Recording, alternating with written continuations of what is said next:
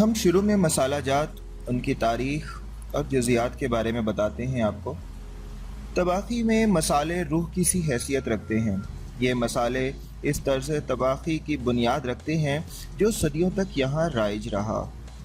ये एक नामुमकिन सी बात होगी कि पाकिस्तानी खानों में मसाला जात का इस्तेमाल ना हो, चाहे वो कोई आम से मसाले यानी सुर्ख मिर्च और नमक ही क्यों ना हो। तमाम के तमाम मसालों का मिजाज गरम और खुश्क है।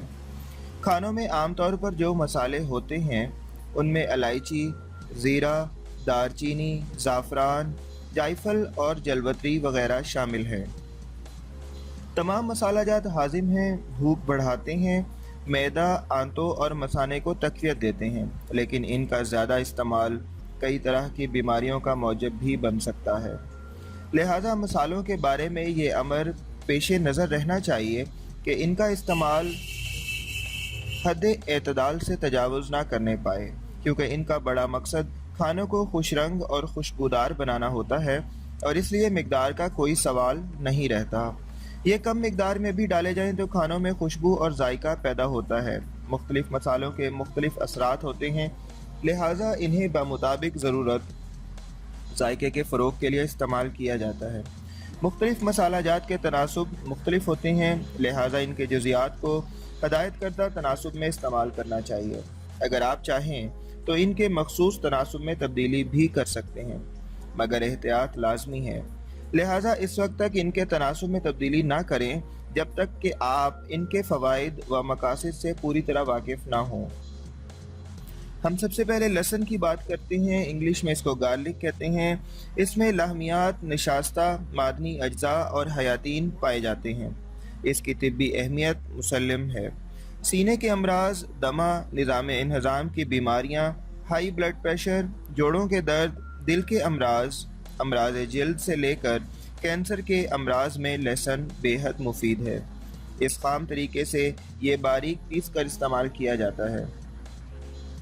अलावा से कूट कर, साबित या पानी के हमरा पीस कर भी इस्तेमाल होता है। चूँकि इसकी तासीर नहायत तेज़ और एक इम्तियाज़ी जायका है, लिहाजा एहतियात से इस्तेमाल करना चाहिए।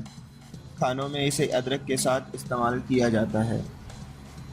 अदरक की बात करते हैं। जिंजर कहते हैं इसे इंग्लिश में, और ये एक किस्म की जड़ है। इसका छिलका अच्छी तरह उतारने के बाद इसे इस्तेमाल करना चाहिए। ताज़ा अदरक सख्त झुर्रियों से पाक होता है, इस बात का अंदाज़ा इसे छूकर किया जा सकता है। इसका ख़ास जायका हासिल करने के लिए इसे बेतरतीबी से काट कर इस्तेमाल करें। इसे पानी की मामूली सी मिकदार के साथ भी इस्तेमाल किया जा सकता है। दूसरी सूरत में सिर्फ इसका रस भी इस्तेमाल किया जा सकता है। बहुत से मुगलाई खानों में अदरक और लहसुन का इकट्ठा इस्तेमाल किया जाता है। ये लहसुन के जायके की हल्की सी नागवारी को भी ज़ाइल कर देता है। खुश्क अदरक का सफ़ूफ इसकी जड़ों को सूखा कर उन्हें पीसने के बाद बनता है। खुश्क अदरक के सफ़ूफ को कश्मीरी खानों में कसरत से इस्तेमाल किया जाता है। अदरक का असल वतन बर-ए-सग़ीर है, मगर केरला, भारत में काश्त किया जाने वाला अदरक खुशबूदार और जायके में सबसे अव्वलीन है। प्याज की बात करते हैं। मसालों में इसे ओनियन कहा जाता है इंग्लिश में, और तमाम पाकिस्तानी खानों में प्याज का इस्तेमाल बुनियादी हैसियत रखता है। प्याज को ज़्यादातर काट कर या पीस कर इस्तेमाल किया जाता है। प्याज को पानी के साथ भी पीसा जा सकता है और भुना भी जा सकता है। खाने की इब्तदा या आखिर में इस्तेमाल किया जाता है। प्याज के जायके का इन्हिसार इसके इस्तेमाल के मुख्तलिफ तरीक़ों पर है। अगर काट कर सब्ज़ी के तौर पर पकाएं तो ये अपने कुदरती जायके के साथ सामने आएंगे। अगर इन्हें फ्राई कर लें तो इनका जायका मीठा हो जाता है, और अगर पीस कर इस्तेमाल करें तो ये एक गाढ़ी चटनी की शक्ल इख्तियार कर लेते हैं। माहिरीन का ख्याल है कि प्याज का असल वतन वस्ती एशिया यानी ईरान व पाकिस्तान का ख़ित्ता है। प्याज की ज़बरदस्त तिब्बी अहमियत है। इसमें मुनासिब मिकदार में हयातीन, मादनी अज्जा, निशास्ता और लाहमियात मौजूद होते हैं। प्याज का इस्तेमाल सांस की बीमारियों, दांतों के अमराज, अमराज कल्ब और अमराज जल्द में भी मुफीद है। हींग की बात करते हैं जनाब। हींग की बू नहायत तेज़ और नागवार सी होती है, लिहाजा इसे कलील मिकदार में इस्तेमाल करना चाहिए।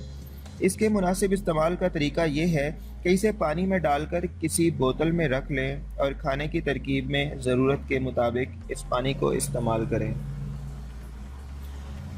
الائچی کی بات کرتے ہیں۔ اس کا شمار دنیا کے مہنگے ترین مسالوں میں ہوتا ہے اور بنیادی طور پر ہندوستان اور سری لنکا میں پائی جاتی ہے۔ اس کی دو اقسام ہیں: بڑی الائچی جو سیاہی مائل بھوری ہوتی ہے اور تیز ذائقے کی ہوتی ہے، اور چھوٹے سائز کی سبز الائچی جو کہ خوشبودار اور لطیف ذائقے کی حامل ہے۔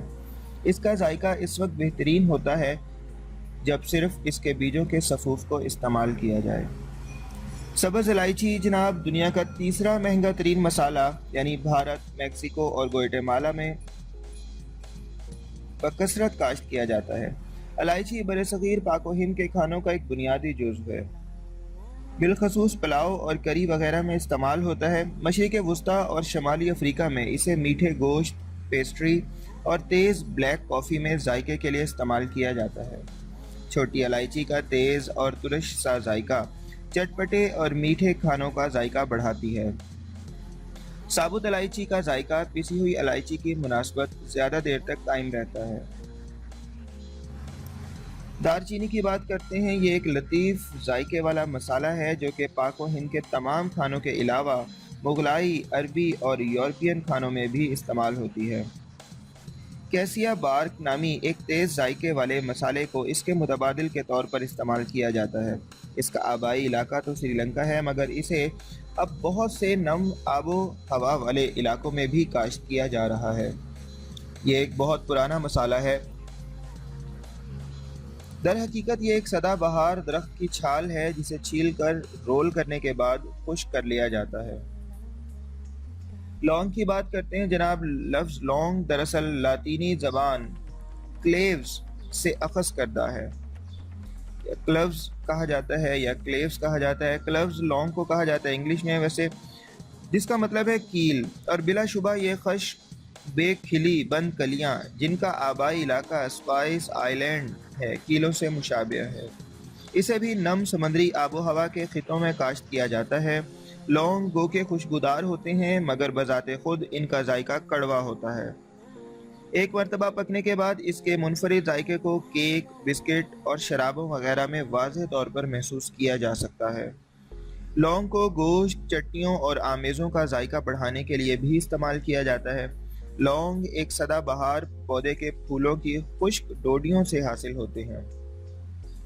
لونگ کے تیل میں فینول نامی کیمیکل پایا جاتا ہے جسے بطور جراثیم کش اور کھانوں کو محفوظ کرنے کے لیے استعمال کیا جاتا ہے۔